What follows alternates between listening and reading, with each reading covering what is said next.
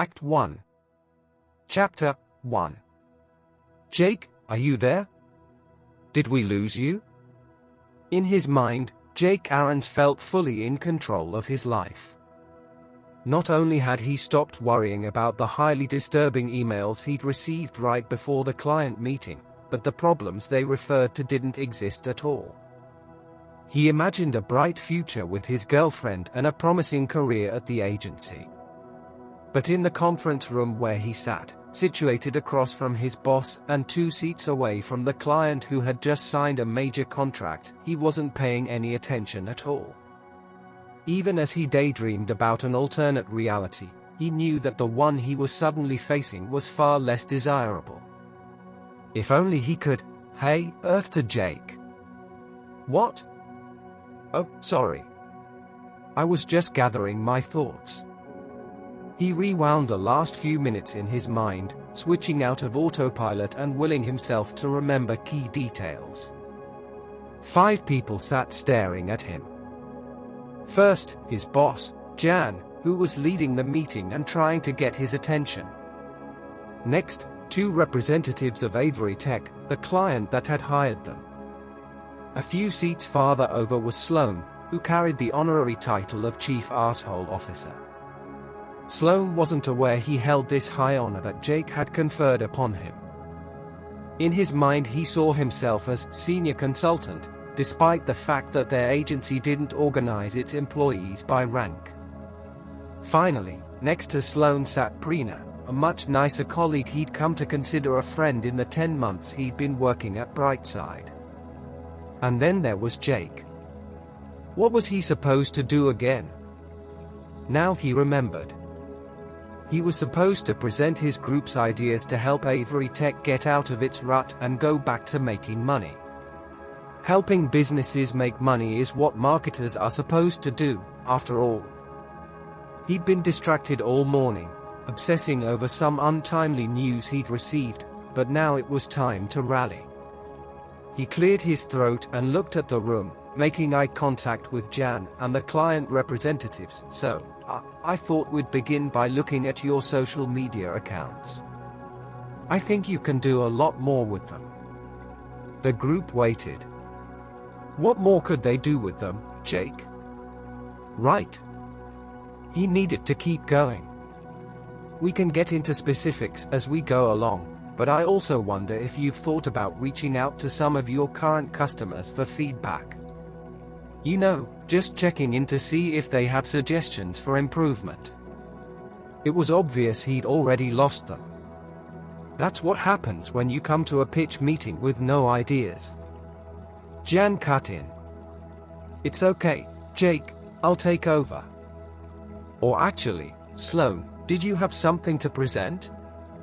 Sloan, Chief Asshole Officer, could always be counted on to land self-promotion points. Absolutely, he said, making sure he caught Jake's eye before continuing. I've been doing a deep dive into your website analytics and noticed something really interesting. You guys sell memory chips and cards for computers, right? The client representatives perked up. Well, it looks like most people who land on your site aren't actually searching for those things, at least not directly. They are searching for phrases like data storage and computer processor. Not only that, but if you separate the people who make purchases from those who just come in and leave, the people who arrive looking for data storage are 26% more likely to buy. That's really interesting, Client Rep 1 said, while Rep 2 nodded and wrote something down. But here's the thing, Sloan said. You don't really have a strategy to target people searching for data storage. I think that's where we should start. From there, we can look at retargeting, developing custom upsells, and otherwise extracting more value from all those visitors. Huh, Rep 1 said. I don't think we knew anything about that.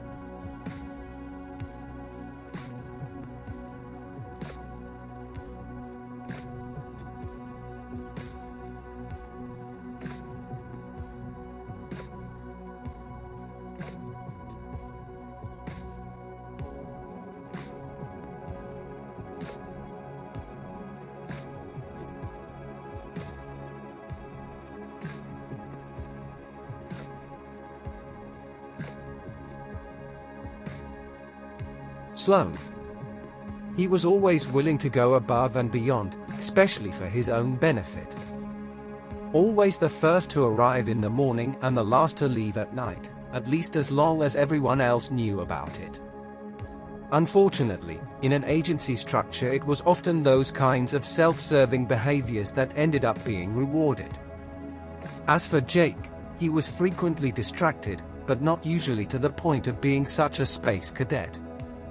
Especially when going into a meeting with clients, his boss, and his adversary, he tried to be prepared. But the fact was that he had a lot on his mind.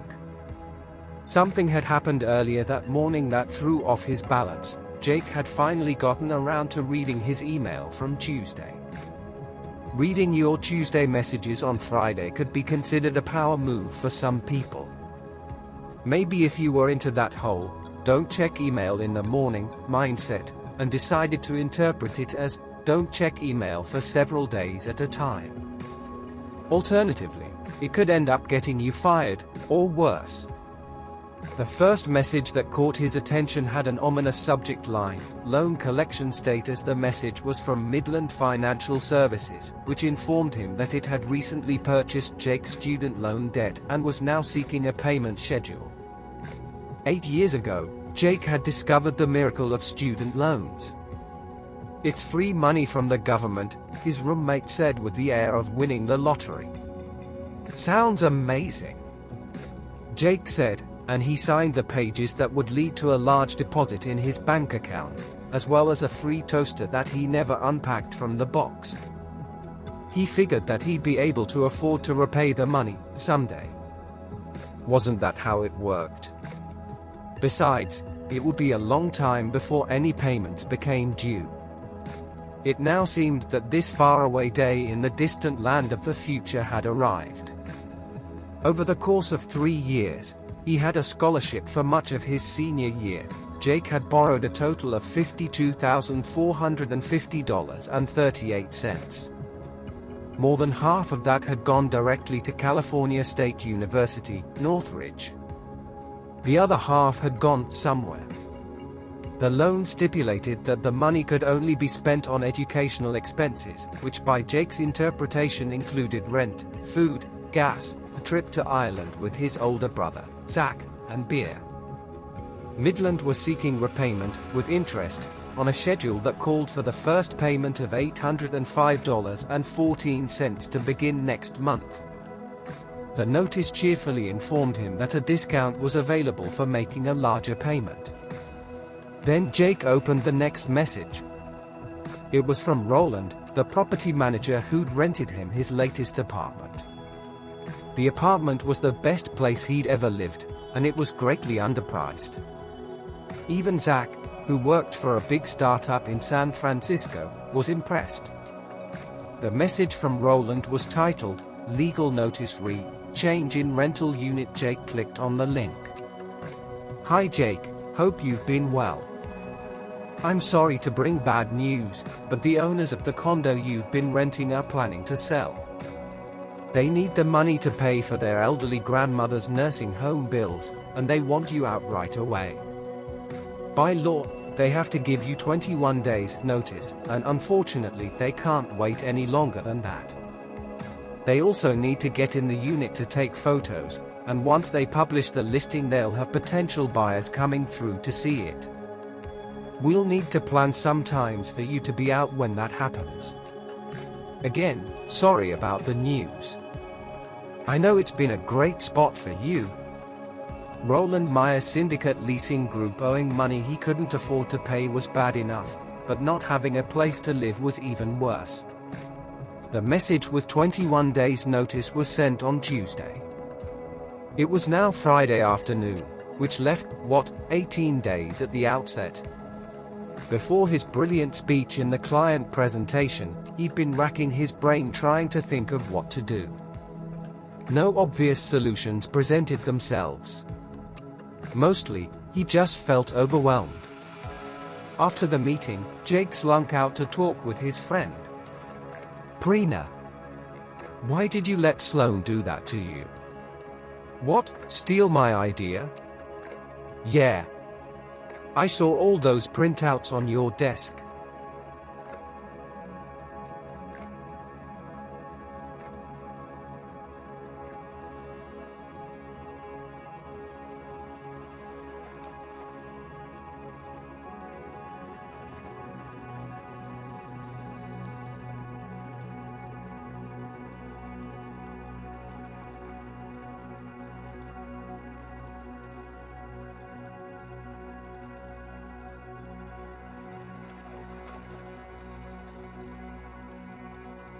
Get some client work done before I go to my next meeting, but let's plan to talk about this more on Monday. Of course. On the way back to his desk, he passed by Sloane's office. He imagined him sitting inside, reading The Art of War and writing emails to management that recapped the client meeting with him in the starring role. Working late that night and trying to build a better strategy for the client he'd disappointed, Jake didn't notice his phone flashing a reminder to leave for the most important appointment of his day, a dinner date with Maya, his girlfriend. When he heard a chime that signaled a text message from her, he looked down.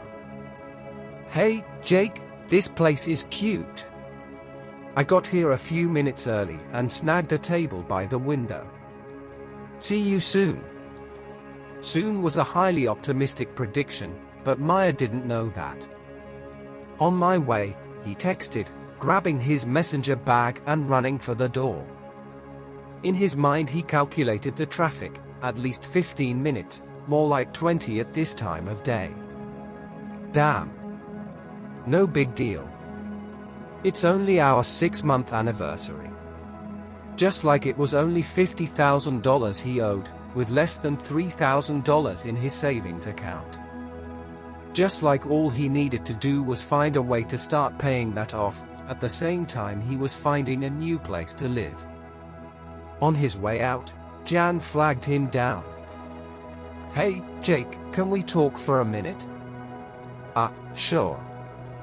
I'm just late to meet Maya, I'll be quick. I'm a little concerned about you. With the merger coming up, management is going to be making some hard decisions. It wasn't really a merger, though everyone called it that. Brightside had recently reached a deal to be acquired as part of a strategic partnership with a much bigger, East Coast firm. So far, the transition team from Philadelphia had visited Brightside's SoCal headquarters twice, each time making non-committal remarks while subtly judging the more laid-back style of dress and conversation on the West Coast. They'd promised to respect the culture, which, as Prina put it, meant that they planned to change everything about it. "Try to step it up if you can," Jan said as she signaled that he could go. The next few weeks are going to mean a lot in terms of evaluations. Jake thanked his boss and walked outside, promising to improve. He almost expected to find that Sloane had slashed his tires. His tires were fine, if a little worn on the 12-year-old Mazda he'd been driving for 6 years. The best thing he could say about the day so far was that he didn't get a speeding ticket while speeding to the restaurant. Still, by the time he arrived, he hadn't come up with a way to pay down those loans or find a new place to live. Maybe Maya would have an idea. He'd ask her, after he apologized for being more than 30 minutes late to their anniversary dinner. Chapter 2. He may have been late, and he may have been frazzled. But when he sat down across from Maya, he forgot all about getting evicted from his apartment and nearly losing his job in the same day.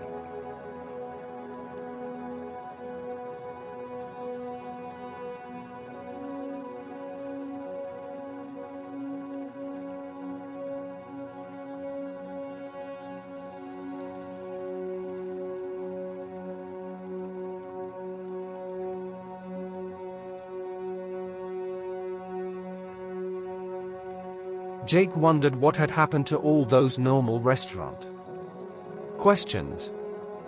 Is tap water okay? Sure.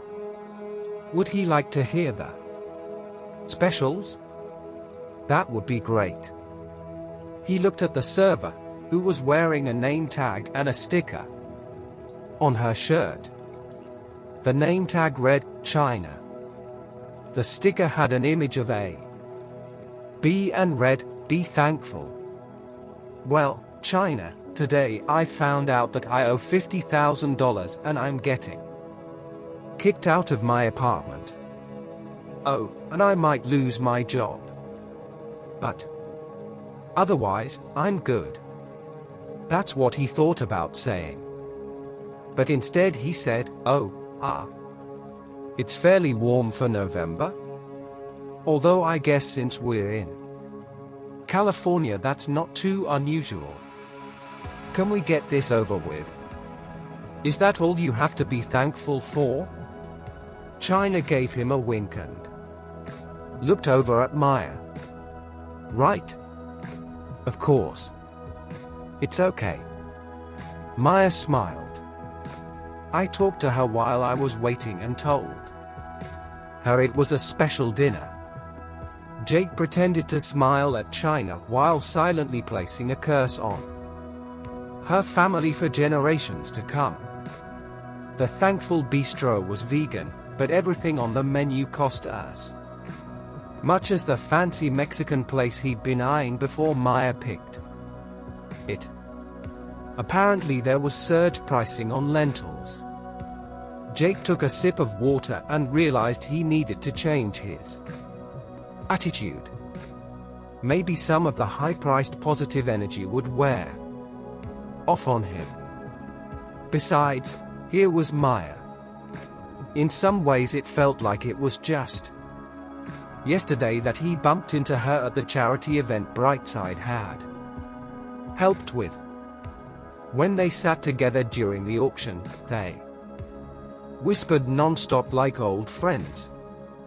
After she agreed to go hiking with him the following weekend, he worked extra hard at his job for the next 5 days, fueled with the anticipation of seeing her again. In other ways it felt like it had been several years, not 6 months. He liked her. He really liked her. He also didn't want to scare her off. Probably good to not go too fast in these situations, he assumed. So, how was your day? He finally asked. It was good, she said. I finished up a big report on how our job training clients are contributing to the local economy. And next weekend we're going to Denver for the regional conference, so I'm helping the new intern get ready. Maya worked in donor relations for a non-profit that raised money and support for newly settled immigrants. After college, she joined AmeriCorps and worked with kids from migrant families living in East Texas. When she moved back to California, she jumped into a job with the United Way, changing to a smaller organization after 2 years because she felt like she could make more of a difference. What would a future with her look like? At this point, what would any future look like? If he didn't get his act together, he wouldn't have many options at all. Jake, are you listening? She had been looking at him for a while. He came back to life. Maya, I'm sorry, he said. To be honest, I had kind of a rough day. Well,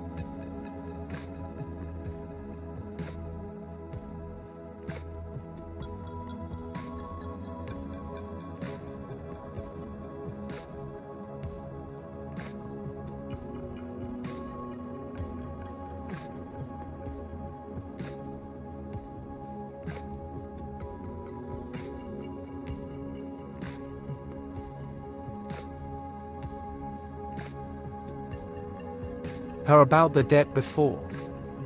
In his telling now, it became some student loans from when I was at Cal State, not $50,000 worth.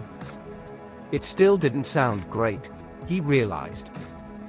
But hopefully she understood that he was under some stress. If he could just get a handle on his problems, he'd be able to do a much better job in the boyfriend department.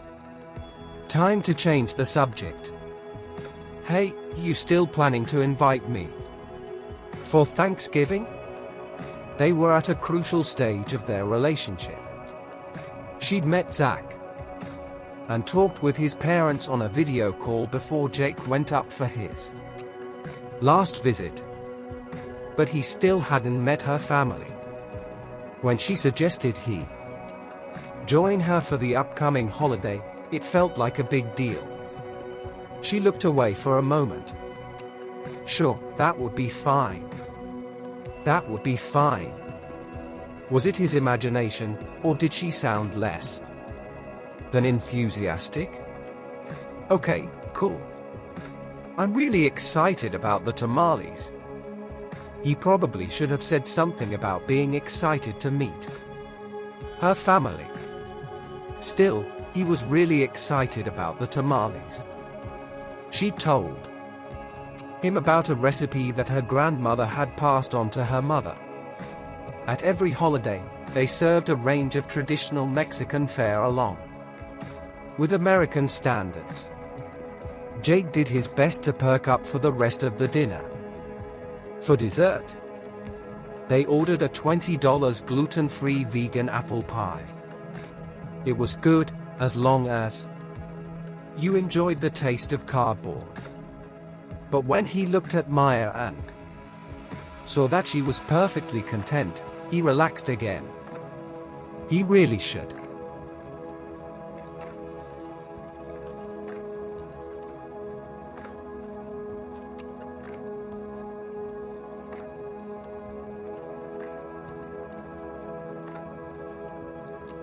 Sitting in his seat, leaning into conversation with Maya.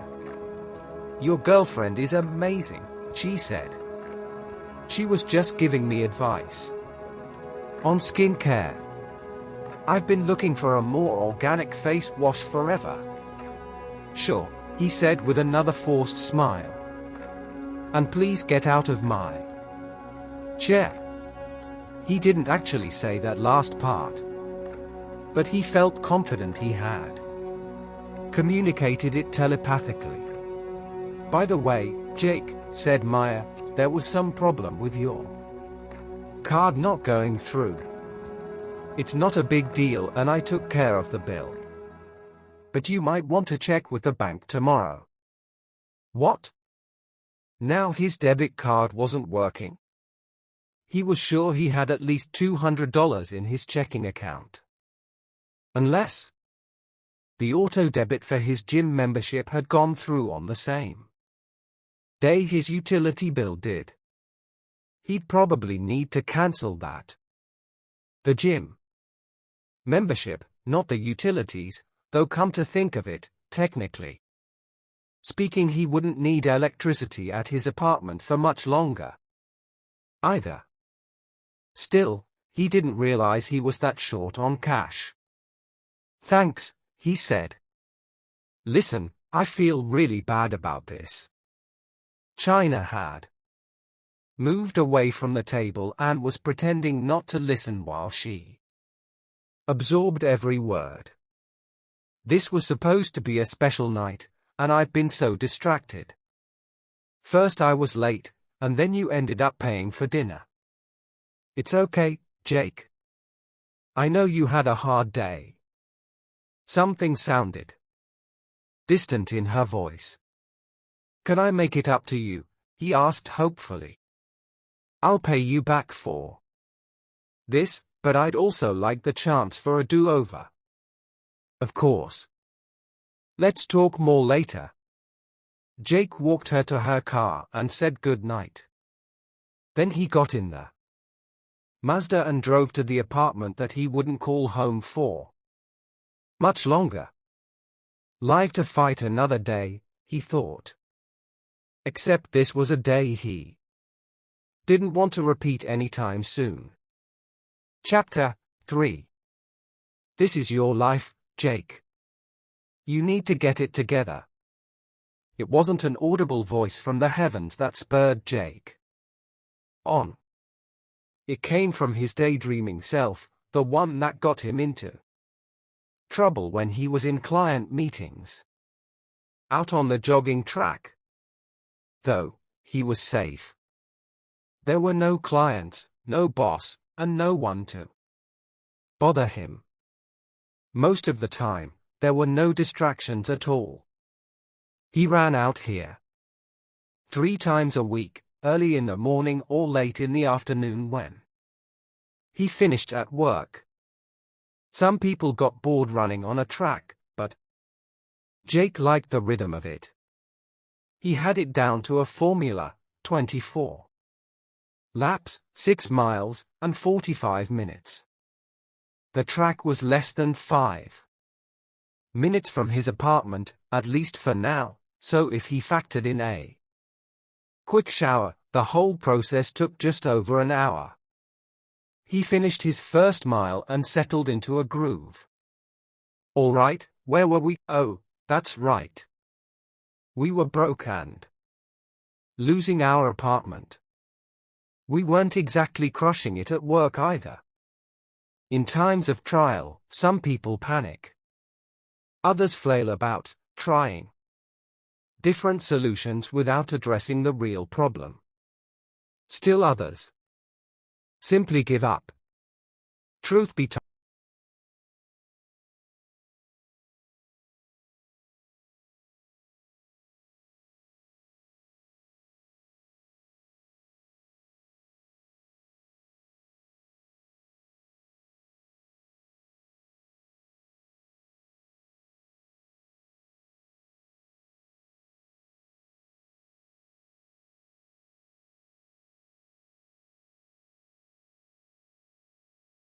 one, have to move out in 18 days, oh wait, now it's 17. 2, need to start paying off all those loans. I wonder where all the money went. 3, not doing so great at Brightside, the job I was so excited to get at the beginning of the year. For now, he decided to defer the last problem. He had an idea to try a different tactic when he was back on Monday, so he'd look at that more then. Focusing on the first 2 problems, he made another list in his mind. As he rounded the track, he called this list assets. It was a pretty short list.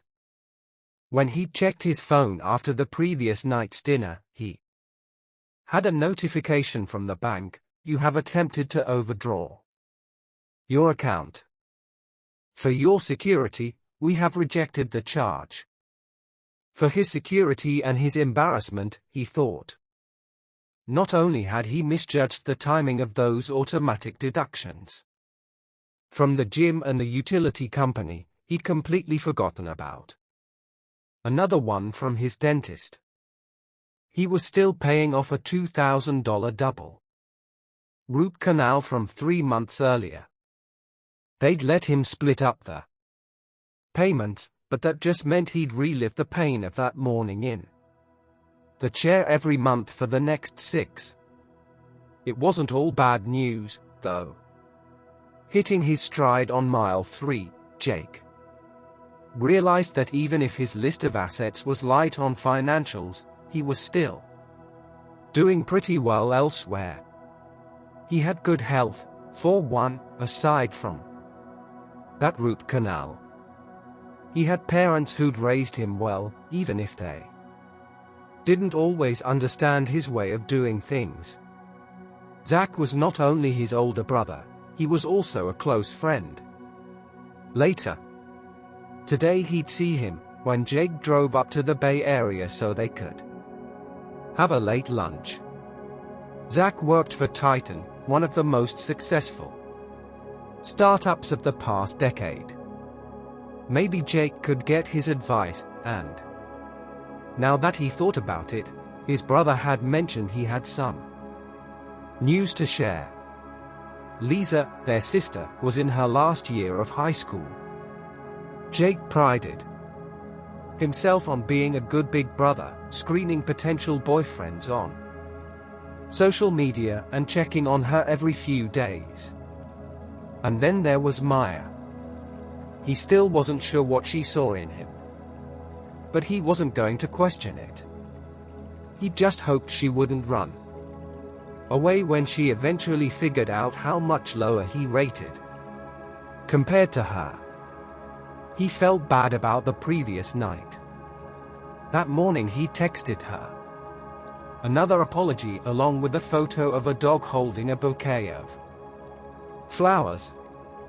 When she wrote back with a smiley face and a heart emoji, he instantly felt better. That was Maya, solid, reliable, unforgiving. It was too soon in their relationship to think long-term. When mentioning his apartment situation, Jake had carefully avoided any suggestion about moving in with her, but he liked her more than he'd ever liked anyone before. The greatest assets in his life were his relationships, he observed. Unfortunately, those assets couldn't do much to solve his cash flow problems. He was firmly resolved not to ask his family for financial help. As he finished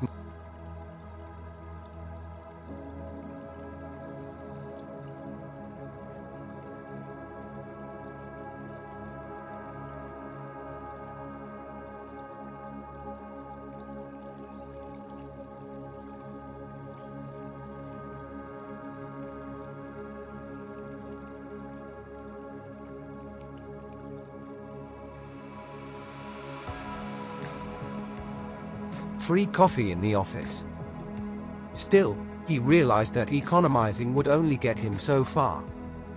He could save some cash here and there, but he was already fairly frugal. And with holidays coming up, he couldn't cut out gifts for Zach, Lisa, their parents, and Maya. The far greater problem was that there wasn't much money in the account to start with. When you cut back to basics and are still short every month, he thought, cutting further isn't going to help very much. On the job front, Brightside wasn't going to be offering a raise anytime soon. In fact, the less attention they paid to his performance at this point, the better. He needed to keep the job for the steady paycheck and insurance, but it wasn't enough.